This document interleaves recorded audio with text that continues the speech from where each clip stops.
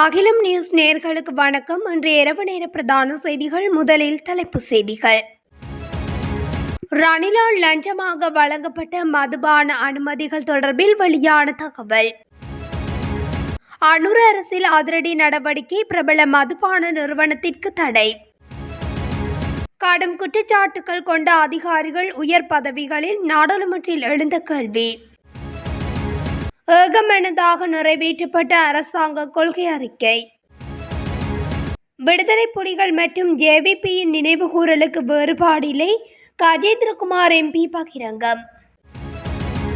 டிஐடியால் கைதான ஜாழ் இளைஞன் நீதிமன்றம் பிறப்பித்த உத்தரவு. தமிழரசு கட்சியின் நாடாளுமன்ற உறுப்பினர்களுடன் ஜனாதிபதி சந்திப்பு. பெண் போலீஸ் கான்ஸ்டபிளை பாலியல் துஷ்பிரயோகம் செய்த போலீஸ் பரிசோதகர். தொடர்பான விரிவான செய்திகள்.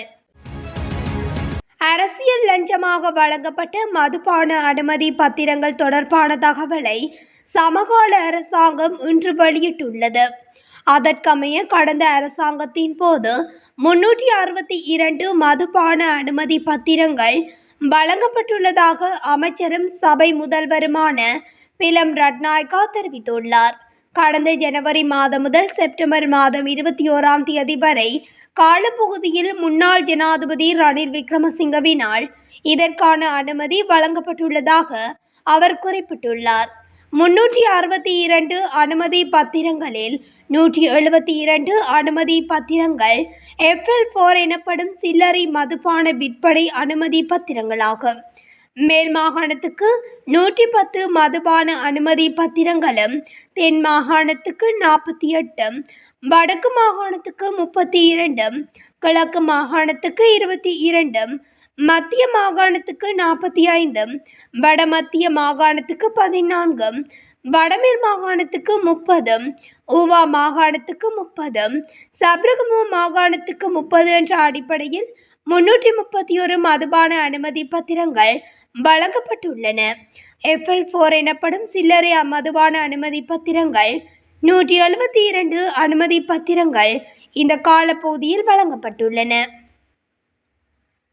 அனுர அரசாங்கத்தின் கீழ் வரி ஏய்ப்பு செய்த பாரிய நிறுவனம் ஒன்றுக்கு எதிராக அதிரடி நடவடிக்கை எடுக்கப்பட்டுள்ளது. அதற்கமைய 5.7 பில்லியன் ரூபாய் வரி மற்றும் மேலதிக கட்டணங்களை செலுத்த தவறியதன் காரணமாக WMNDS நிறுவனத்தின் உற்பத்தி உரிமம் பறிக்கப்படவுள்ளது. குறித்த நிறுவனத்தின் மதுபான உற்பத்தி உரிமத்தை நாளை முதல் இடைநிறுத்துமாறு கலால் ஆணையாளர் நாயகம் உத்தரவிட்டுள்ளார். மேலும் மதுபான உற்பத்தி செயல்முறையை நாளை முதல் இடைநிறுத்துமாறும் உத்தரவு பிறப்பித்துள்ளார். வரி மற்றும் கூடுதல் கட்டணம் செலுத்தப்படாவிட்டால் நிறுவனத்துக்கு வழங்கப்பட்ட அனைத்து கலால் மதுபான உரிமங்களும் டிசம்பர் 31ஆம் தேதிக்கு பின்னர் நீட்டிக்கப்படாது என்றும் கலால் திணைக்களம் தீர்மானித்துள்ளது. கடுமையான குற்றச்சாட்டுகள் உள்ள அதிகாரிகளை உயர் பதவிகளில் நியமித்து எப்படி சட்டத்தின் ஆட்சியை நிலைநாட்ட முடியும்? கொழும்பு மாவட்ட நாடாளுமன்ற முஜிபுர் ரஹ்மான் கேள்வி எழுப்பியுள்ளார். இன்றைய நாடாளுமன்ற அமர்வில் கலந்து கொண்டு கருத்து தெரிவிக்கும் போது அவர் மேற்கொண்டவாறு குறிப்பிட்டுள்ளார். ஒரு நாடாக நாம் இன்னும் ஆரம்ப கட்டத்தில் இருக்கிறோம். சுதந்திரத்துக்கு பிறகு இலங்கை என்ற அடையாளத்தை கட்டியெழுப்பி முன்னோக்கி செல்ல முடியவில்லை. இந்தியா, சிங்கப்பூர் மற்றும் மலேசியா போன்ற அண்டை நாடுகள் அவற்றின் பன்முகத்தன்மை மற்றும் மரியாதை காரணமாக முன்னேறியுள்ளன. 76 ஆண்டுகளாக தேசிய ஒருமைப்பாடு பற்றி பேசி வருகிறோம். நாடாளுமன்றத்தை பிரதிநிதித்துவப்படுத்தும் ஒவ்வொரு அரசியல் கட்சியும் இந்த விடயத்திற்கு அதிகமாகவோ அல்லது குறைவாகவோ பொறுப்பேற்க வேண்டும். அரசாங்கம் மிகவும் அரிதான மக்கள் ஆணையை பெற்றுள்ளது. ஜனாதிபதி தேர்தலின் போது சந்திரிகாவுக்கு இவ்வாறானதொரு மக்கள் ஆணை கிடைத்தது. ஆனால் அவராலும் இந்த பன்முகத்தன்மையை புரிந்து கொண்டு முன்னேற முடியவில்லை. நீங்கள் ஒரு நல்ல பயணத்தை நடந்த சட்டத்தின் ஆட்சியை நிறுவ தயாராகி வருகிறீர்கள். ஆனால் உயர் பதவிகளில் கடுமையான குற்றச்சாட்டுகள் உள்ள அதிகாரிகளை நியமித்து எப்படி சட்டத்தின் ஆட்சியை நிலைநாட்ட முடியும் என்று குறிப்பிட்டுள்ளார். ஜனாதிபதி அனுரகுமார திசாநாயக்கவினால் முன்வைக்கப்பட்ட அரசாங்க கொள்கை அறிக்கை ஏகமனதாக நிறைவேற்றப்பட்டது. ஜனாதிபதியினால் நவம்பர் 21ஆம் தேதி பாராளுமன்றத்தில் முன்வைக்கப்பட்ட அரசாங்க கொள்கை அறிக்கை மீதான தீர்மானம் இன்று பாராளுமன்றத்தில் வாக்கெடுப்பின்றி ஏகமனதாக நிறைவேற்றப்பட்டது. அரசாங்க கொள்கை அறிக்கை மீதான விவாதம் நேற்று காலை 9:30 மணி முதல் மாலை 5:30 மணி வரையிலும், இன்று காலை 9:30 மணி முதல் மாலை 5 மணி வரையிலும் 2 நாள் விவாதமாக நடைபெற்றது. யுத்தத்தின் போது உயிரிழந்த தமிழீழ விடுதலை புலிகள் இயக்க உறுப்பினர்களையும் தங்கள் உயிர்களை இழந்த தமிழர்களையும் நினைவு கூறுவதும் ஜேவிபியின் நினைவு கூறல்களும் ஒரே மாதிரியானவை என நாடாளுமன்ற உறுப்பினருமான கஜேந்திரகுமார் பொன்னம்பலம் தெரிவித்துள்ளார். நாடாளுமன்றத்தின் இன்றைய அமர்வின் போது அவர் இதனை கூறியுள்ளார். யுத்தத்தின் போது உயிரிழந்த தமிழீழ விடுதலை புலிகள் இயக்க உறுப்பினர்களையும் தங்கள் உயிர்களை இழந்த தமிழர்களையும் நினைவு கூறலுக்கும் ஜேவிபியின் நினைவு கூறலுக்கும் வித்தியாசங்கள் இருக்க முடியாது. 2 ஆயுத போராட்டங்களும் அரசாங்கத்தினால் மௌனமாக்கப்பட்டன. 2 ஆயுத போராட்டங்களும் நியாயபூர்வமானவை. மக்களின் ஆயுதம் ஏந்த வேண்டிய நிலைக்கு தள்ளப்பட்டார்கள் என்பதற்கான நியாயபூர்வமான காரணங்கள் உள்ளன. அங்கிருந்தே நாங்கள் வருகின்றோம். ஆனால் இந்த நியாயபூர்வமான பிரச்சினைகளுக்கு தீர்வை காணாமல் ஒரு தரப்பை தடைகளின்றி செயற்படவும் நினைவு கூறல்களில் ஈடுபடவும் அனுமதிப்பதும் ஏனைய தரப்பின் மீது சில கட்டுப்பாடுகளை விதிப்பதும் நியாயமான விடயம் என நான் கருதவில்லை. நினைவேந்தல் தொடர்பான இந்த கட்டுப்பாடுகள் 2011ஆம் ஆண்டு சுற்றறிக்கையை அடிப்படையாக கொண்டவை. உங்கள் அரசாங்கம் இனவாத அரசாங்கம் என குறிப்பிடும் அரசாங்கத்தின் காலத்திலேயே இந்த சுற்றறிக்கை வெளியானது.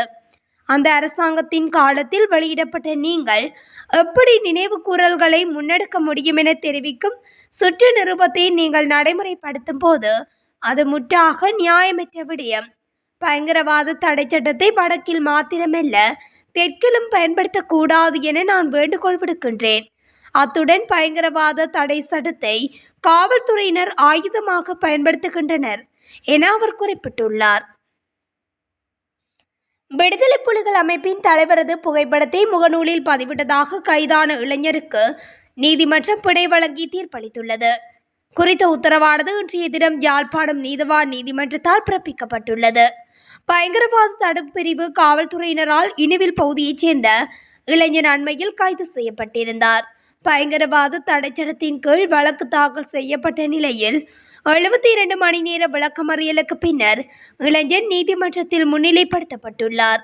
குறித்த இளைஞர் இன்றைய தினம் யாழ்ப்பாணம் நீதவான் நீதிமன்றத்தில் நீதவான் ஏ ஆனந்தராஜா முன்னிலையில் முற்படுத்தப்பட்ட போது 2 லட்சம் ரூபாய் பெறுமதியான சரீரப்பணையில் நீதவான் விடுவித்ததுடன் வெளிநாட்டு பயணத்தடையும் விதித்து உத்தரவிட்டுள்ளார். ஜனாதிபதி அனுரகுமார திசாநாயக்க மற்றும் இலங்கை தமிழரசு கட்சியின் நாடாளுமன்ற உறுப்பினர்களுக்கு இடையிலான சந்திப்பு இன்று பிற்பகல் ஜனாதிபதி அலுவலகத்தில் நடைபெற்றது.